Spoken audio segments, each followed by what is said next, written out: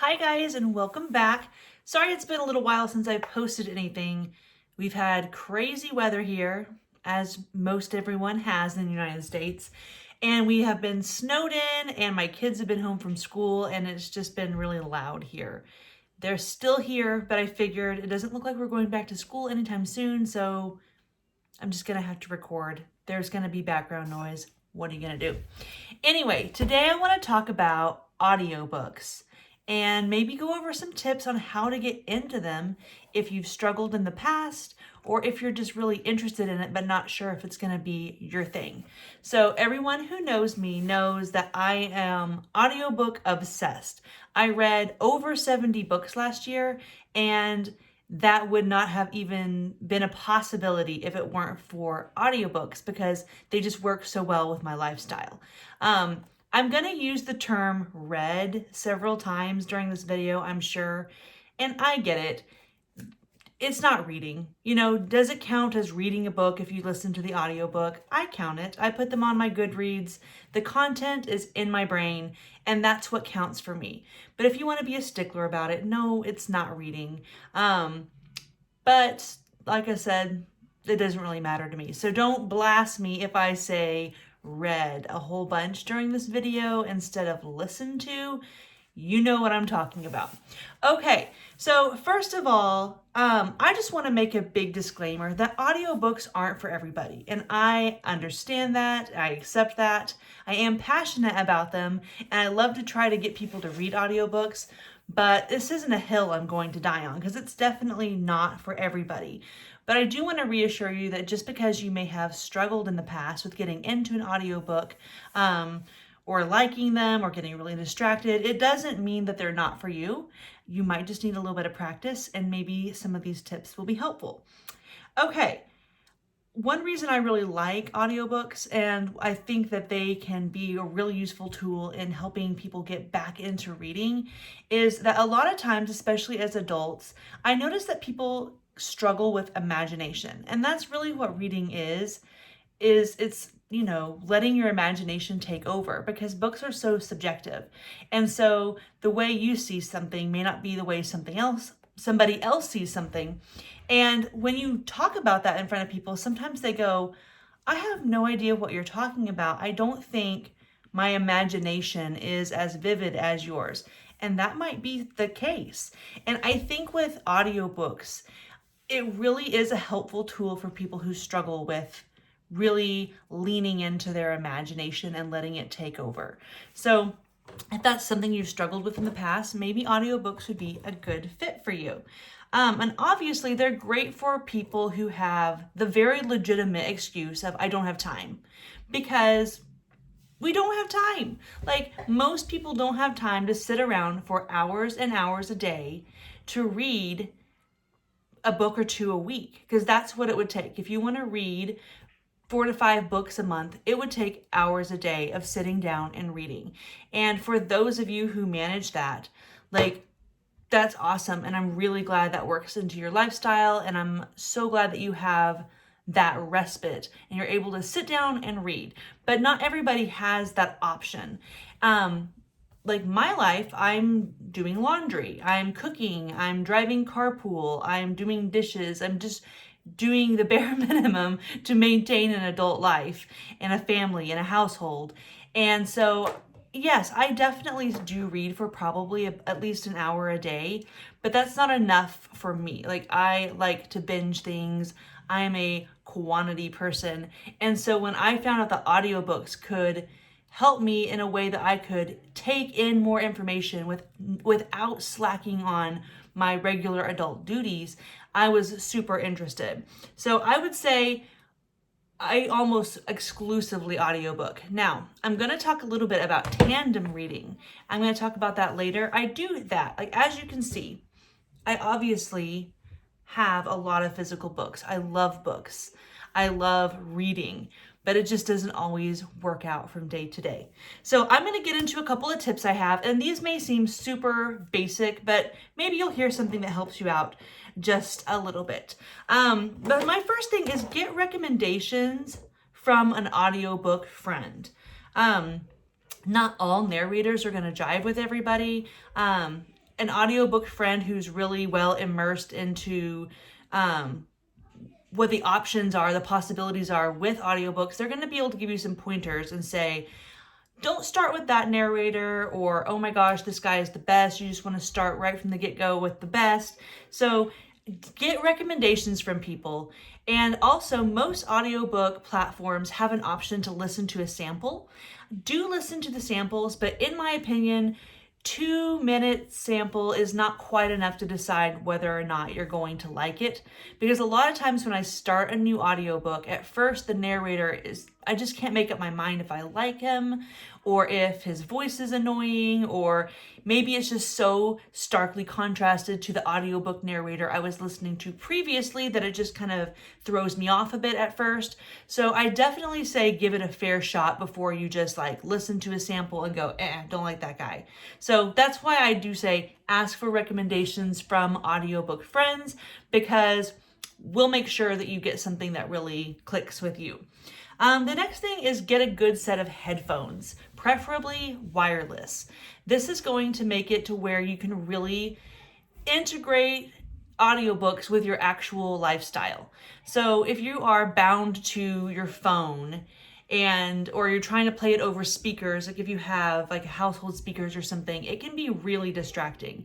In my opinion, especially when you're getting used to it, it needs to be in your head. So get something that's comfortable for you, and something that doesn't hurt your ears if you haven't been for a long time, and something wireless. Personally, I use AirPods, but it doesn't have to be anything, super high sound quality, because we're not picking out intricate layers of music or anything like that. It just has to be something that's comfortable for you and preferably wireless. I know a lot of people like the over-the-ear stuff, and I actually have a pretty nice set of over-the-ear wireless headphones, but I can't stand the way they feel on my head, and they create like a suction sensation on my ears, and I cannot handle it. So find what works for you, and don't let being uncomfortable or feeling bound to your phone be a deterrent from trying audiobooks. Consider starting with a reread. If you have a book or a book series that is something you love, maybe you've read it more than once and you're thinking, gosh, it's been a really long time since I've read Lord of the Rings or Chronicles of Narnia, or something that you have nostalgia with and you loved as a kid, or something you've read recently even, and you're like, that's my favorite book. Try it on an audiobook.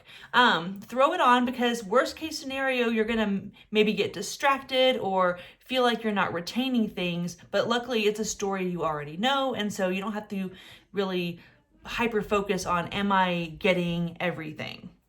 Okay, here's the next thing. And this is probably my biggest tip, and you'll hear this from anybody who listens to audiobooks regularly, and it is to speed them up. Now, at first that can sound like, hold on, like this isn't a race. I'm not trying to like impress anybody with my speed listening. It's not about that, okay? I think a lot of non-audiobookers think we speed it up for like clout, so we can be like, man, I read that book so fast. You guys are so slow. It's not like that. Audiobooks are recorded extremely slow. The narrator speaks very slowly. There's pauses in between words. Like nobody actually speaks as slow as audiobook narrators speak on regular speed. And that also means that your brain is not used to listening to things that slow. So my first tip when it comes to the speeding it up is to find a speed that just sounds totally normal to you. For most people, that's going to be around 1.3, as that was what I would guess. So get comfortable listening to it at a speed that sounds normal to your ears. And then if you'd like to, most of these audiobook apps have the option to speed them up in tiny increments. And one step up is not enough to really be able to differentiate the speed. So jumping from 1.3 to 1.4 isn't going to shock your system. So what I like to do is find the speed that feels normal to me. And then little bit by little bit, I just bump it up. And again, I'm not trying to speed read through it. I'm not trying to race, but it's nice to plow through a book and look back and go, that was originally, 50 hours, but it actually only took me 30 because I was able to consume it faster than it was presented to me. So, a lot of times you'll hear people say like, oh, audiobooks are so much faster than regular books, or you'll definitely finish this before me because you read audiobooks and they're so much faster. That's not really true. Audiobooks, I don't listen faster than I can read. And I would say this is probably true for most people. Even if you're not really a speedy reader, you can probably read words off of a page faster than the rate at which they're given to you in an audiobook. But the difference is you're able to read for longer amounts of time. Like I said, if I was just reading physical books only, I could probably commit to about an hour a day. But when I'm audiobooking, because I'm doing it constantly multitasking, I'm able to audiobook for 4 to 7 hours a day on average. And that might sound crazy, but most of us have lots of little mundane tasks that you're going to find that you enjoy a lot more, or at least don't mind as much when you know that you get to be lost in an audiobook while you're doing them. So my next tip is to try multitasking while you're listening. If I just sit and pop in my headphones and stare at a wall or something, I'm gonna get very distracted very easily. My mind's gonna start to wander. So I always have to be multitasking if I am listening to audiobooks. Now, I'm not doing anything super intense or super using a lot of brain power. I'm trying to think of anything I do that involves brain power. But mundane chores, like things that your body does without taking a lot of brain power.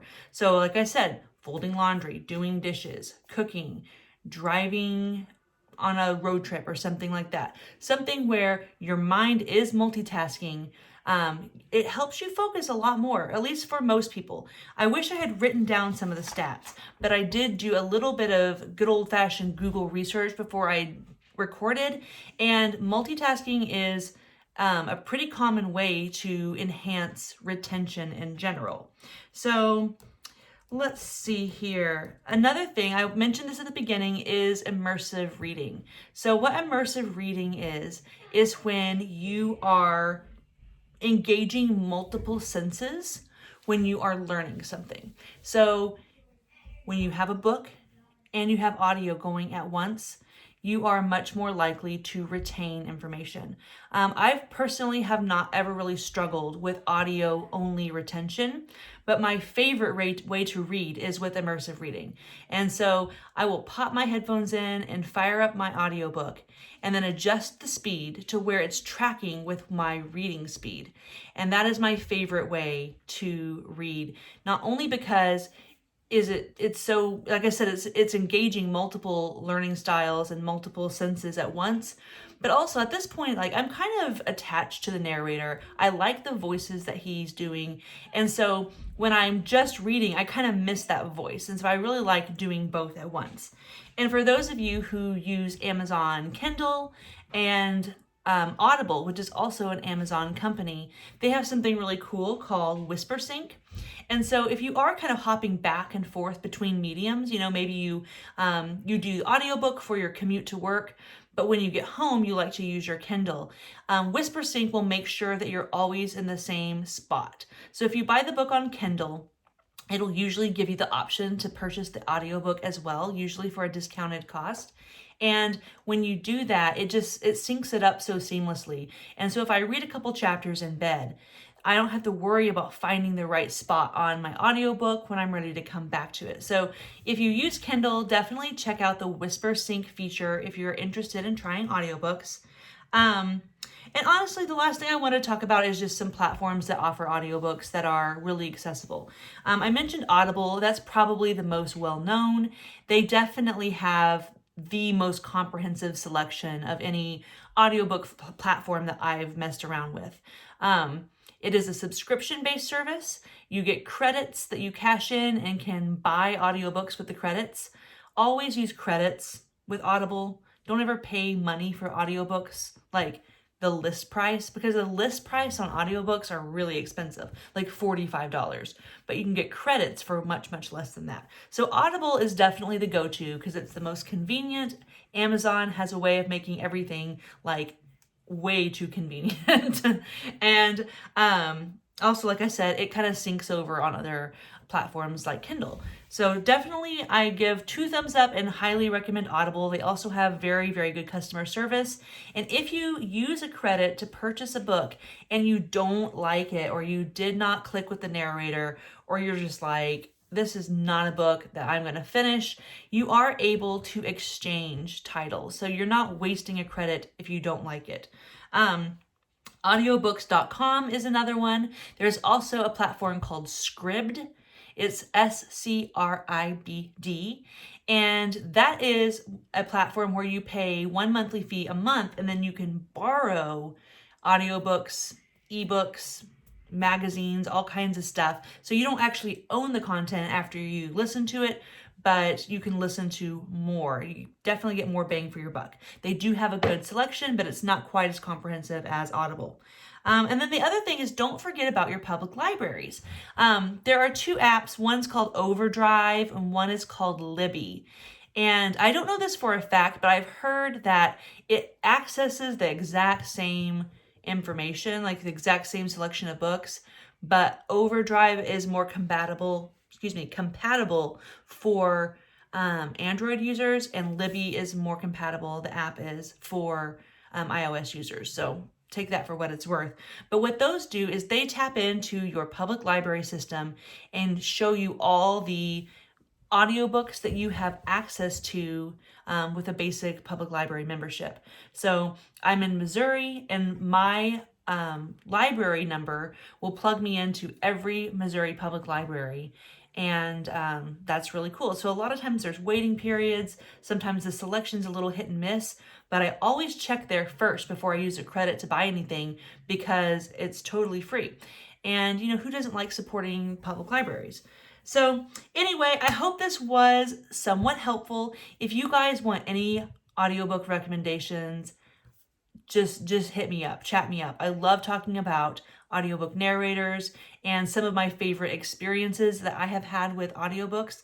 There are books that I refuse to read physically because the audiobook experience is just incredible.